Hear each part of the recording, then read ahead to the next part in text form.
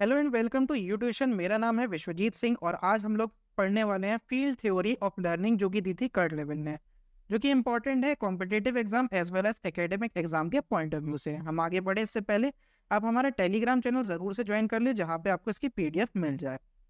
बात करते हैं कर्ट लेविन की, तो ये एक जर्मन अमेरिकन साइकोलॉजिस्ट थे। ये भी क्या थे, कॉग्निटिव अप्रोच वाले थे, यानी संज्ञान से रिलेटेड बातें इन्होंने भी अपनी थ्योरी में की थी। Father of modern social psychology भी इन्हें कहा जाता है। ठीक है, कहीं पे नोट कर लीजिएगा, इनकी फेमस बुक का नाम था the principle of topological psychology, एक रिलेटेड टू गेस्टाल्ट प्रिंसिपल, यानी ये गेस्टाल्ट प्रिंसिपल से इनकी थ्योरी रिलेटेड थी। ठीक है, जो भी लोग एस्टेट के लिए प्रिपेयर कर रहे हैं वो जरूर से गेस्टाल्ट वादियों के नाम अच्छे से याद कर लें, तो क्योंकि एस्टेट वालों के लिए काफ़ी ज़्यादा प्रिय हो जाते हैं गेस्टाल्ट वाले।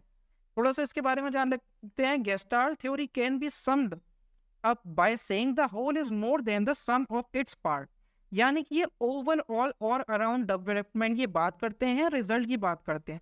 ठीक है, स्टार्टिंग पॉइंट से शुरुआत हुई और एंडिंग पे हमें क्या आउटपुट मिला है, कैसा रिजल्ट मिला, ये उसकी बात करते हैं। छोटे छोटे बीच में ऑब्जेक्टिव्स फुलफिल हुए, नहीं फुलफिल हुए, क्या इम्पैक्ट डालते हैं, इनसे गेस्टाल्टवादी इनकी बात नहीं करते।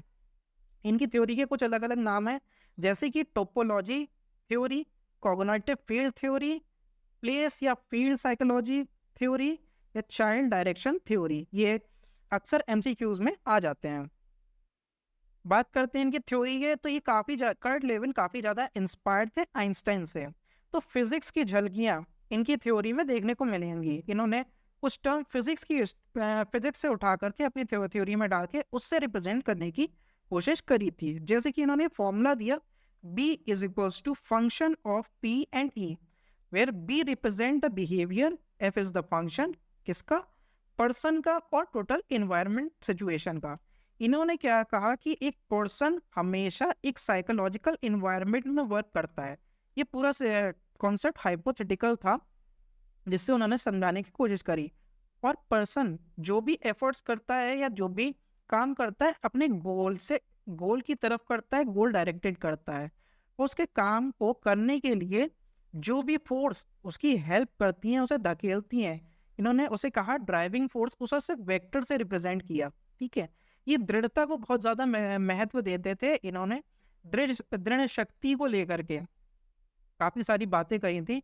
एक पर्सन क्या होता है, उसकी दृढ़ता अगर ज़्यादा होगी तो वो रेस्टेरिंग फोर्स को ओवरकम कर जाएगा, और अगर नहीं होगी तो रेस्टेरिंग फोर्स हावी हो जाएगा। रेस्टेरिंग फोर्स वो फोर्स होता है जो कि अपोज करता है पर्सन के किसके एफर्ट्स को। ठीक, दो टाइप के फोर्स या वेक्टर वर्क करते हैं किसी भी पर्सन और गोल के बीच में। एक जो से गोल की तरफ धकेलता है और दूसरा उसको अपोज करता है। ठीक है, ये अपोजिंग फोर्सेस कहाँ से जनरेट होंगे, तो रास्ते में आने वाली रुकावटों से जनरेट होंगे। कोई भी रुकावटें हो सकती हैं, किसी भी तरह की हो सकती हैं, फिजिकल, इमोशनल, कैसी भी हो सकती हैं। ठीक है, उन रुकावटों को इन्होंने बैरियर का नाम दिया। देख लेते हैं क्या लिखा है कि behaviour is the function of the field that exist at the time of behaviour occurrence. ठीक है, बिहेवियर एक फील्ड फंक्शन होता है जो कि अकर होता है या दिखाई पड़ता है जब उसकी जरूरत पड़ती है। Analysis begin with the situation as a whole from which component parts are differentiated. ठीक है, ये गेस्टाल्ट वाली सोच आ गई कि या होल पार्ट जो होता है उसका एनालिसिस इंपॉर्टेंट हो जाता है, बजाय इसके कि उनने पार्ट में कितनी चीज़ें कवर करी। ठीक है, मतलब वही है कि ओरिजिन से लेके एंड तक में हमने क्या अचीव करा या कितना हम सक्सेसफुल हुए, इस चीज़ पे पूरा रेट डिपेंड करता है।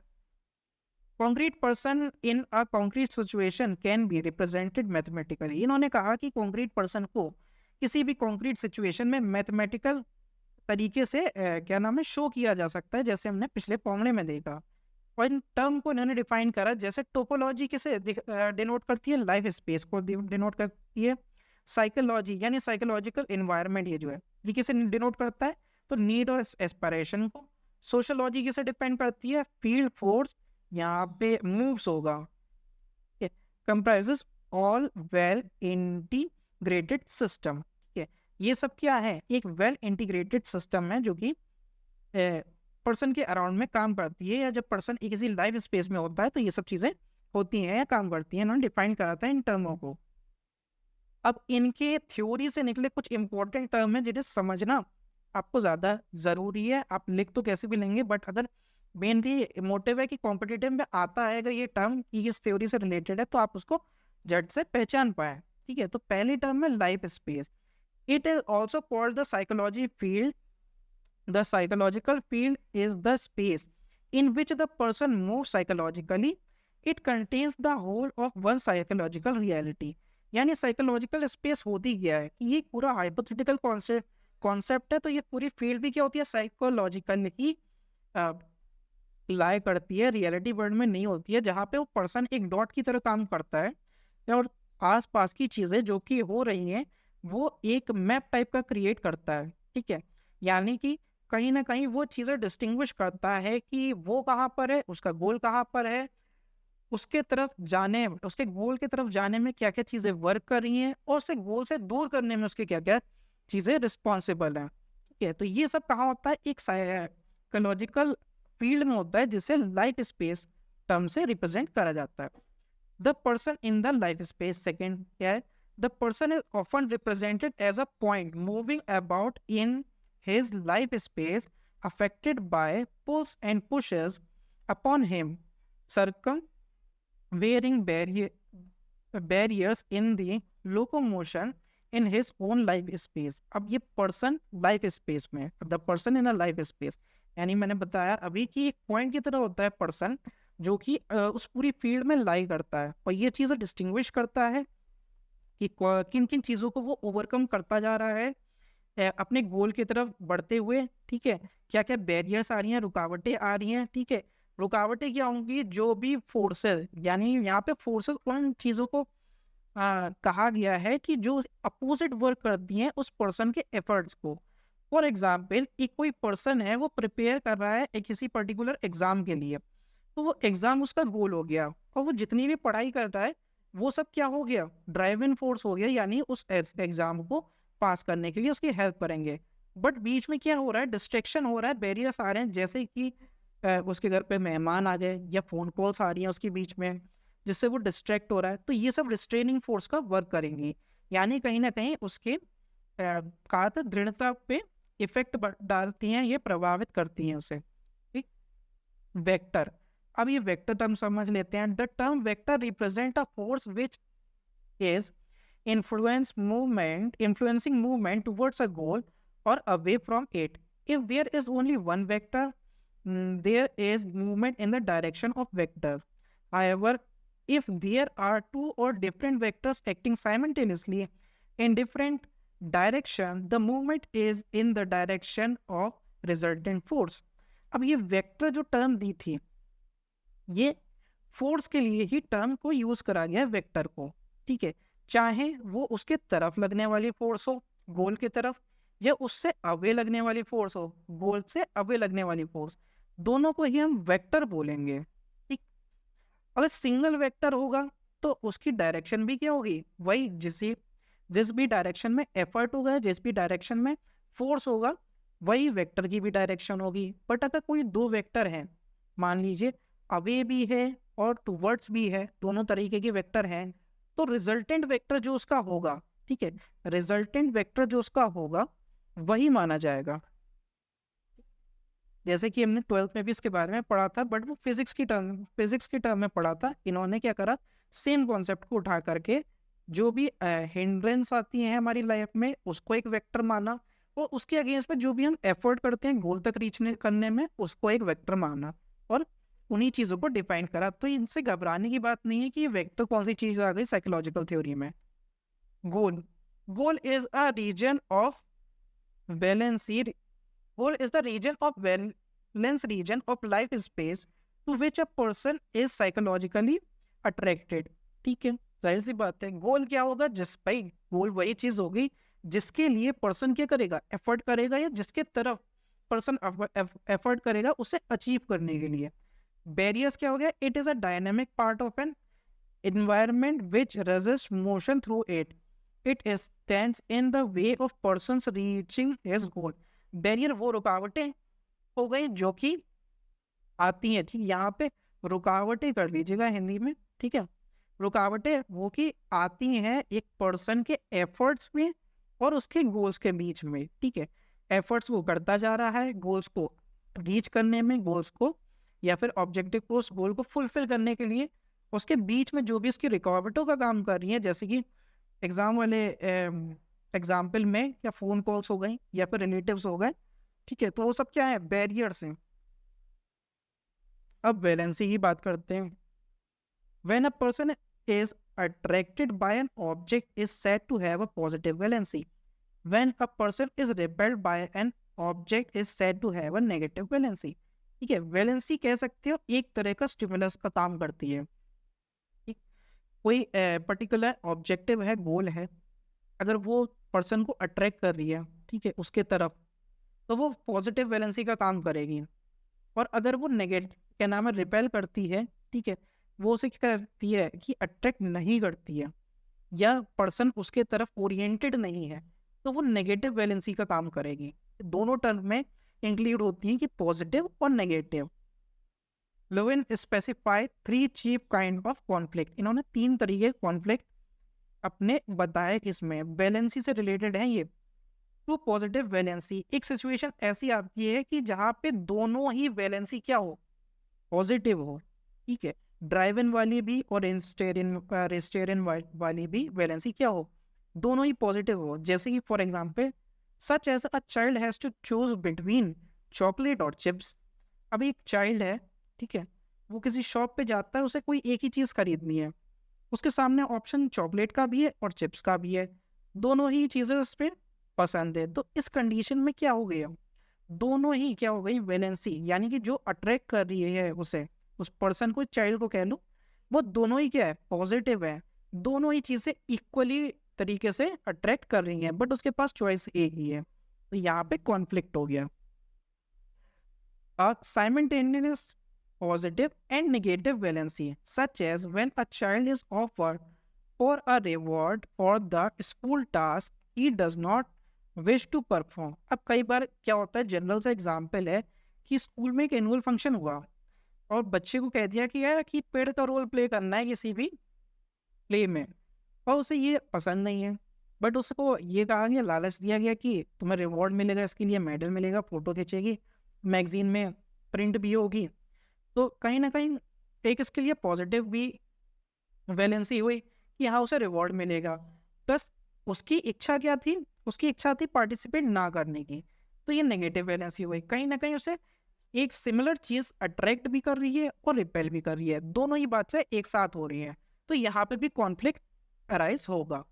थर्ड हो गया two negative valency, such as when a child is threatened with punishment if he does not do a task which he does not wish to perform। अब कभी कभी कुछ सिचुएशन ऐसी भी होती हैं कि चाइल्ड को पनिशमेंट उन चीज़ों पे ही मिल जाती है जो टास्क वो करना नहीं चाहते हैं। एक बहुत अच्छा सा एग्जांपल है, काफ़ी ज़्यादा रिलेटेबल भी होगा, कि बचपन में सबकी मम्मियाँ कहती हैं कि इधर और नहीं मारेंगे, बच्चे को पता है कि वो जाएगा तो पिट जाएगा वो, लेकिन उसे जाना तो पड़ता ही है फिर भी, और वो जाता है और पिट भी जाता है। तो यहाँ पे दोनों ही चीज़ें हुई इसके साथ में, वो टास्क परफॉर्म भी नहीं करना चाहता था, वो परफॉर्म करा तो उसे पनिशमेंट में मिल गई। तो यहाँ पे क्या हुआ, दोनों नेगेटिव वैलेंसीज हुई, यानी जो दोनों चीज़ें वो नहीं चाहता था वो भी हुई, उसका कोई पर्पस नहीं था, कोई भी चीज़ उसे अट्रैक्ट नहीं करी, दोनों ही चीज़ें रिपेल कर रही थी, उसकी अंतरात्मा भी कह रही थी कि मई मत जाओ, पिट जाओगे, ठीक है, लेकिन कहीं ना कहीं वो गया और वो पिट भी गया, ठीक। तो दोनों ही चीज़ें क्या हुई, नेगेटिव हुई।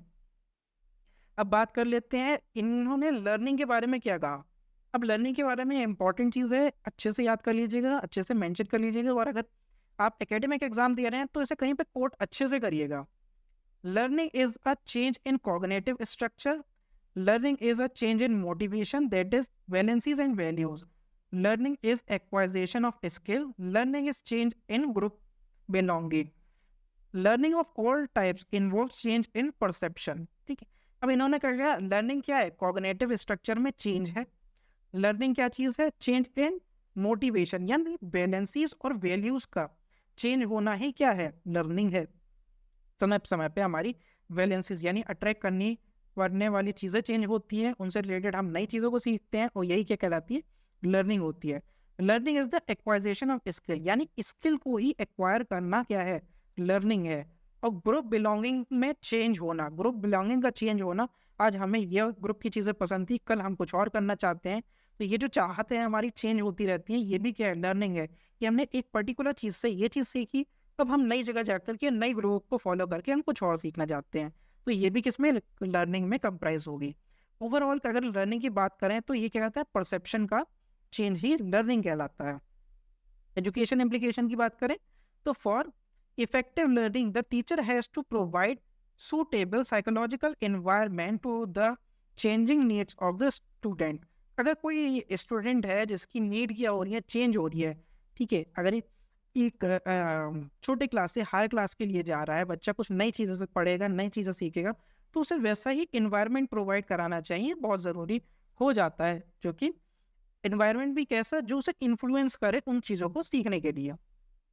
नेक्स्ट क्या है, if the problems of the whole situation is more clear and understandable there will be better motivation to learn. अब क्या होता है, किसी पर्टिकुलर सिचुएशन को लेके कोई प्रॉब्लम अराइज होती है या हो सकती है, अगर टीचर उनके बारे में पहले से ही बच्चों को क्या करा देगा, थोड़ा फेमिलियर करा देगा, तो वो वक्त आने पर या वो प्रॉब्लम के एक पर्टिकुलर पॉइंट पे अच्छे से मोटिवेट कर सकता है लर्नर्स को कि वो अपने एफर्ट गोल की तरफ जारी रखें।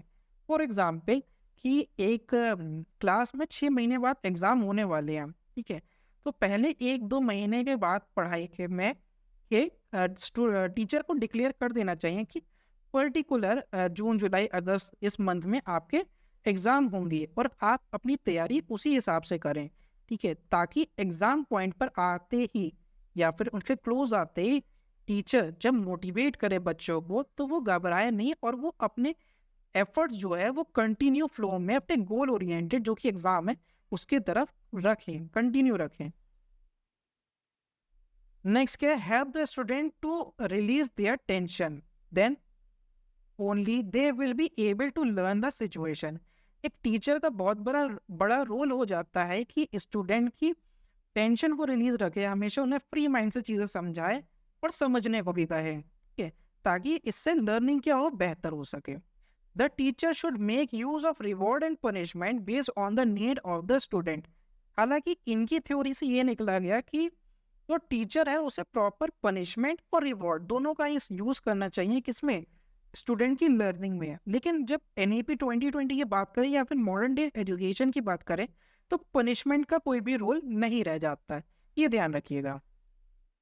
लास्ट इम्प्लीकेशन देख लेते क्या है, the teacher has to help in setting the goals depending upon the individual's capacity and activities. The teacher has to guide the individual effectively if the aim of the goal is attainable to enable the individual to cross the difficulties and barriers easily। अब teacher को क्या कर सकता है, teacher help कर सकता है किसी पर्टिकुलर स्टूडेंट की या सभी स्टूडेंट की कि वो अपना गोल डिसाइड करें, तो कैसे करें, उनकी इंडिविजुअल कैपेसिटीज़ को ध्यान में रखते हुए भी वो इस चीज़ को इन्फ्लुएंस कर सकता है बच्चों में, और क्या कर सकता है, एज अ गाइडर भी टाइम पे उन्हें गाइड कर सकता है कि अब उन्हें वर्क कैसे करना है अपने गोल को अचीव करने में, ठीक है। इस चीज़ का ध्यान रखते हुए भी कि वो जैसे जैसे आगे बढ़ेंगे उनके पाथ में बैरियर्स और ऑब्स्टिकल्स भी आएंगे, ओरिजिनेट होंगे, और उस चीज़ को ओवरकम कैसे करना है as a child point of view से, इन चीज़ों का बातों का ध्यान रखते हुए भी टीचर को हेल्प करनी चाहिए विद इन द क्लास। तो आज के लिए हम इतना ही रखते हैं, होपफुली आपको वीडियो अच्छी लगी होगी। अगर अच्छी लगी तो चैनल को लाइक शेयर सब्सक्राइब करने का रीति रिवाज ज़रूर से पूरा कर दीजिएगा। Thank you and have a nice day.